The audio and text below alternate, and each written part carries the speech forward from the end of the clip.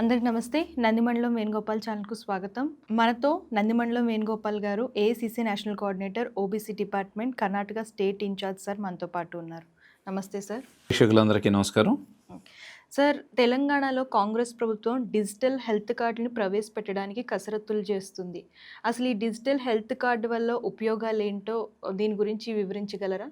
మీరు మా కాంగ్రెస్ ప్రభుత్వం అధికారంలోకి వచ్చిన తర్వాత ఆల్మోస్ట్ ఆల్ అన్నీ మేము చెప్పిన గ్యారంటీలని అమలు చేస్తూ ఇంకా కొన్ని ఎప్పటికప్పుడు మంచి నిర్ణయాలు తీసుకొని సీఎం రేవంత్ అన్న మరియు మంత్రి వర్గంతో చర్చించి అటు ఎమ్మెల్యేలందరినీ కలుపుకొని ప్రజలకు ఎలాగ సేవ చేయాలని ప్రతినిత్యం ఏదో రకంగా ఆలోచిస్తూ ఉన్న క్రమంలో ఈ డిజిటల్ హెల్త్ కార్డులు అనేది చాలా ముఖ్యమైనది.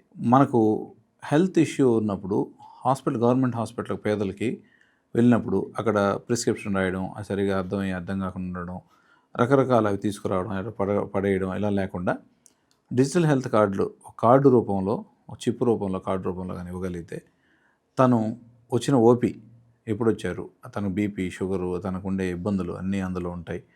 ప్రిస్క్రిప్షన్ డాక్టర్స్ ఏమైనా టెస్టులు రాస్తే రిజల్ట్స్ అందులో ఉంటాయి. వచ్చినప్పటి నుంచి నయమై పూర్తయిన దాకా దానికి సంబంధించి రికార్డు భద్రపరిచి ఉంటాయి అన్నమాట.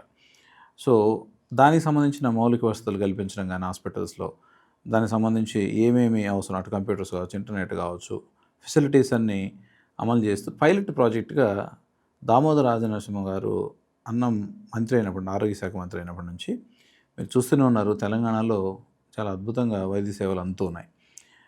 అన్నీ అప్గ్రేడ్ చేయడం కానీ, కొత్త హాస్పిటల్స్ కట్టించడం కానీ, ఉన్న దాన్ని మెరుగుపరచడం కానీ సంగారెడ్డి పైలట్ ప్రాజెక్ట్కి ఎన్నుకున్నారు. దాంట్లో సక్సెస్ఫుల్గా అమలైన తర్వాత రాష్ట్రం అంతా అమలు చేస్తాం. ఇది పేదవాళ్ళకి, మధ్యతరగతి వాళ్ళకి, ప్రభుత్వ ఆసుపత్రికి వచ్చే వాళ్ళందరికీ చాలా సౌకర్యవంతంగా ఉంటుంది. దీన్ని అందరూ మొదట సంగారెడ్డి ప్రజలు, తర్వాత రాష్ట్రం అంతా ఉపయోగించుకుంటారు.